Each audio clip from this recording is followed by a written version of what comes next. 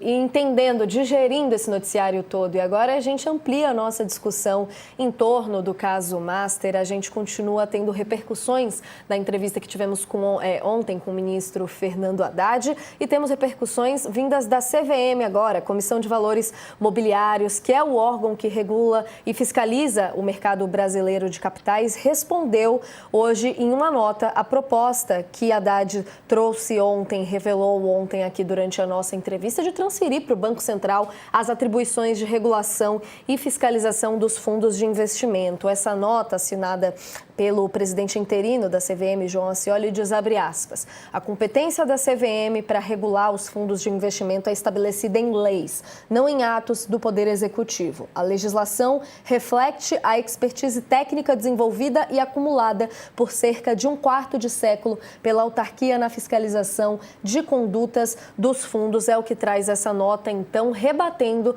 o ministro Fernando Haddad. Aproveito para somar na nossa conversa aqui o economista Roberto Luiz Troster, ex-economista-chefe da Febraban, para ajudar a gente a traduzir esse cenário. Agradeço demais a presença do senhor aqui com a gente, Roberto. Queria começar te perguntando, então, como a gente pode ver essa reação da CVM e quais que seriam os melhores caminhos, seria proposto o ministro Fernando Haddad aqui para se aumentar a rigidez dessa fiscalização? Como que está a situação no momento entre as entidades? Um bom dia. Bom dia, Natália. Bom dia, Josias. Bom dia, Sakamoto. Eu vou dar uma resposta mineira. Nem sim, nem não, muito pelo contrário. A lei do Banco Central foi feita em 64 e a CVM foi criada em 76, quer dizer, vai completar 50 anos hoje. Assim, são duas estruturas feitas num tempo em que o sistema financeiro era outra, a função era outra, a tecnologia era outra.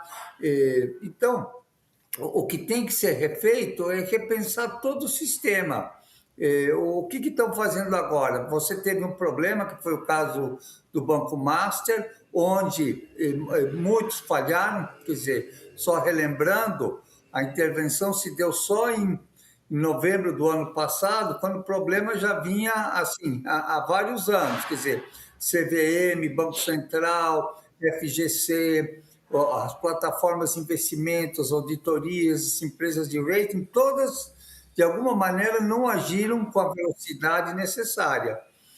Então, o que você tem que fazer? Você tem que repensar o sistema. Você tinha autoridade assim difusa no sistema, quem faz o quê, quem fiscaliza o quê.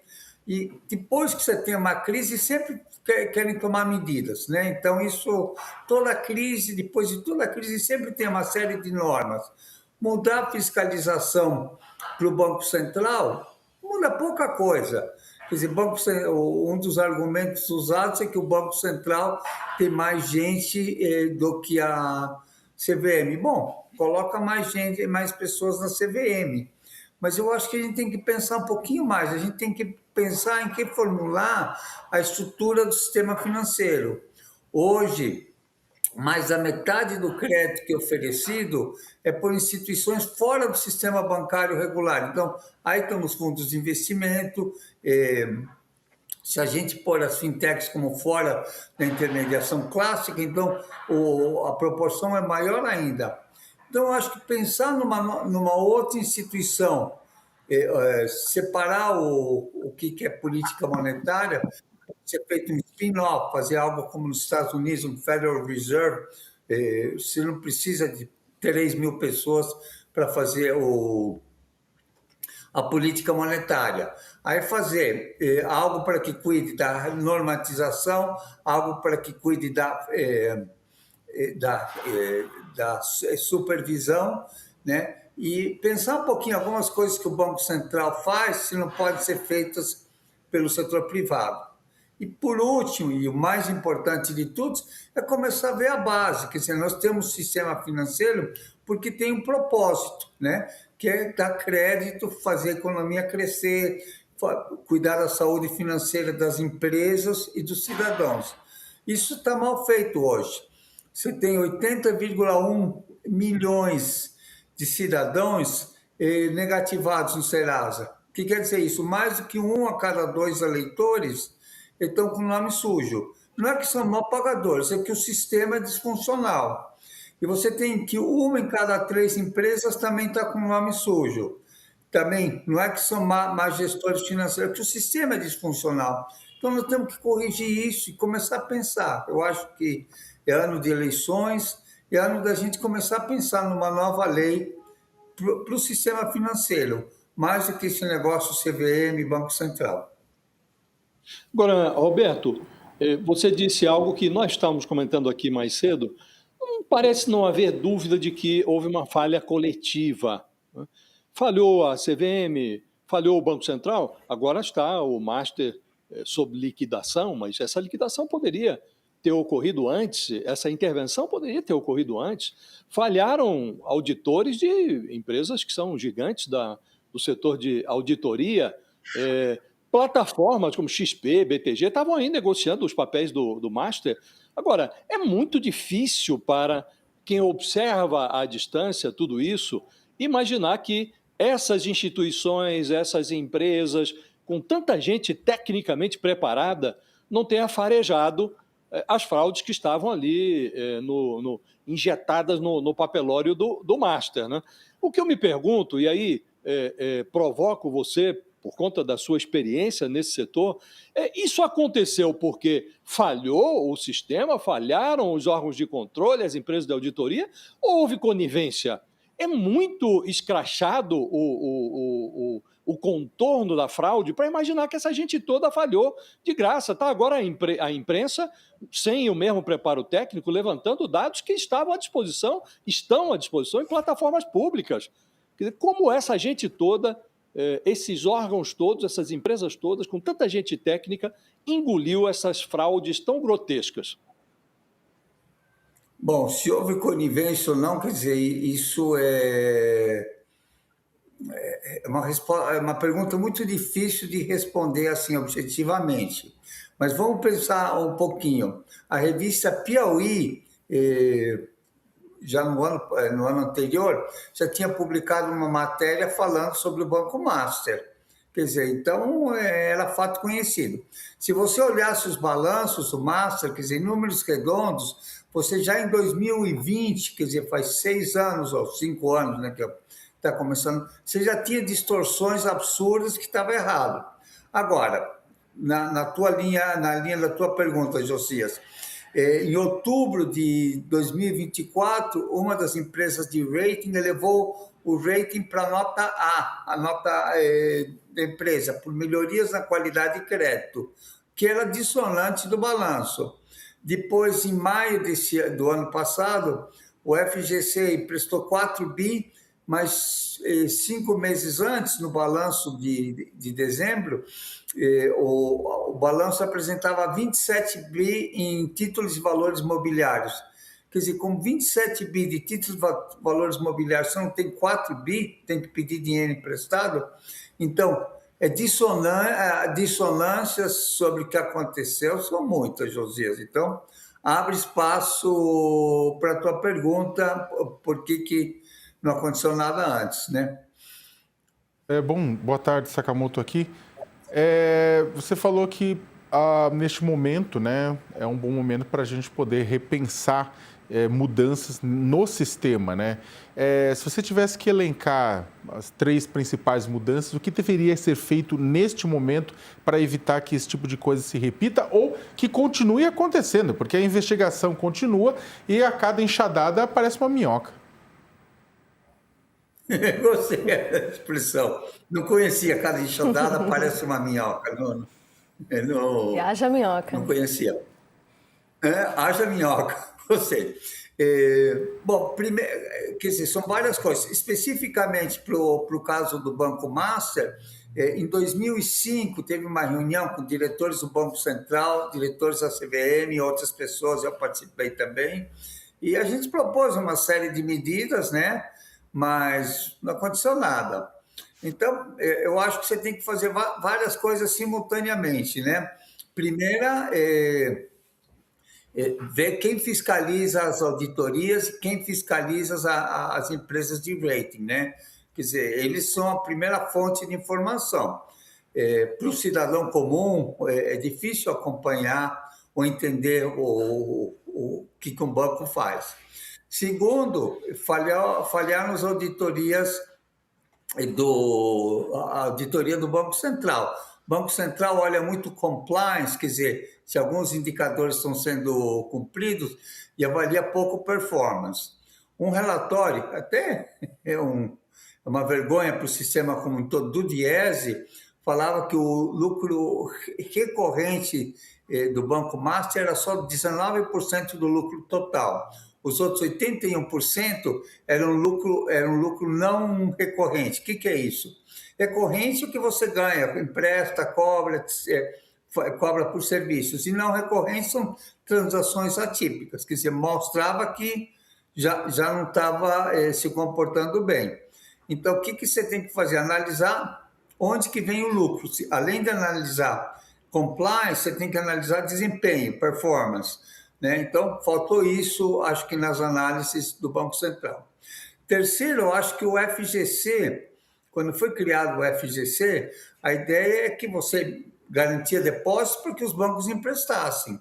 Mas no caso do Banco Master, quer dizer, só 27% da captação ia para crédito, o resto para outras operações.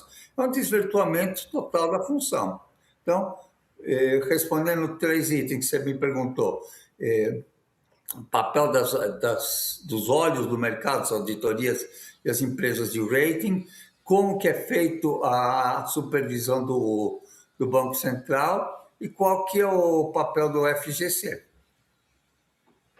Para a gente encerrar aqui, uma pena que nossa conversa tenha sido tão breve. O senhor participou, inclusive, da criação do FGC, né? Dentro das movimentações que a gente está vendo agora, já houve movimentação no Congresso, inclusive, para aumentar e muito essa garantia do FGC. Queria saber se o senhor tem algum bastidor em torno do impacto que a gente está tendo e, para além da gente prevenir esses casos, como melhorar a forma de tentar se atenuar e resolver a situação depois, tendo em vista a atuação que imagino que deve estar um caos dentro do FGC agora no momento, né?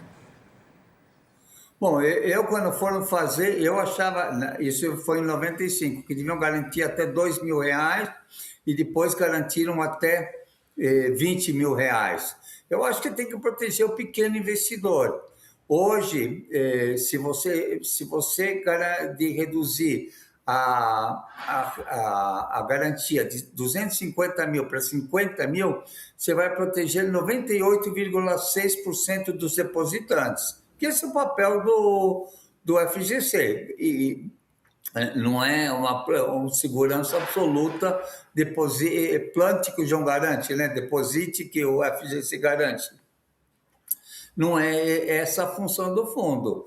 É ajudar um pouco bancos pequenos e médios a terem acesso a recursos, né? Então, acho que eu faria isso. Segundo, eu começaria a ver também como é que o FGC empresta. Para quem, assim, qual que é a função do FGC? Ajudar na tesouraria dos bancos? Não. Tesouraria, se quer correr riscos, quem corre é o dono do banco, né? Os acionistas do banco, não é? A função do FGC não é garantir operações de tesouraria. Então, acho que reformularia o FGC nessas 2 linhas. E terceiro, e mais importante como um todo, é o que eu falei no começo. A gente tem que repensar o sistema como um todo. Não apenas corrigir uma coisa, muda a supervisão, agora mandam, sei lá o quê, vão mandar alguém embora com certeza de algum lugar, mas água leite derramado, não adianta nada mais ficar chorando. É olhar para frente. Que tipo de sistema financeiro a gente quer ter? Como é que pode ajudar mais para o desenvolvimento do país? Fora que dessa maneira que está estruturado agora, ele é pró-cíclico. O que quer dizer pró-cíclico? Quando a economia cresce, emprestam demais. Quando a economia começa a desacelerar, como agora, e começam a emprestar menos. Então, em vez de ajudar a estabilizar a economia, amplifica as altas e baixas do PIB. Muito importante sua fala aqui. Roberto, tem por favor. uma dúvida, não sei se ainda cabe mais uma pergunta. Rapidinho, cabe sim, vamos lá. Muito Quantos rápido. quiser, Josias. Sobre FGC ainda, esse Fundo Garantidor de Crédito, ele foi usado pelo Master, né, para fazer as suas operações. Na prática, o FGC foi avalista desses papéis mercados do Master. O FGC começou a pagar essas aplicações que estavam asseguradas até R$250 mil. Estamos falando de um buraco aí em torno de 45 bilhões, o passivo a ser coberto pelo Fundo Garantidor de Crédito. Evidentemente, os bancos vão ter que recompor esse fundo, né? O que eu queria lhe perguntar objetivamente as pessoas falam, não, isso é um fundo privado, os bancos são obrigados a manter o FGC e o contribuinte não paga nada, não tem nenhum custo. O que eu queria perguntar e quanto dessa recomposição que os bancos terão que fazer, é transferido para o consumidor na forma de aumento das tarifas bancárias? E os bancos públicos, Banco do Brasil, Caixa Econômica, evidentemente também participam dessa recomposição do FGC. Em certa medida, pode-se dizer que há também dinheiro público nesse montante? A resposta é sim e sim, né? Um duplo sim. Primeiro, o que vai acontecer? Vão pedir uma contribuição extra o ano que vem, ou esse ano ainda, do sistema. Mais custo é mais preço, pronto. Quer dizer, se o banco tem um custo maior, ou via tarifas, ou via o crédito mais caro, quer dizer, vai ser repassado. Então, passe total. Bancos estatais também vão ter que contribuir. Mais uma vez, quem vai pagar são os depositantes ou somadores de crédito desses bancos.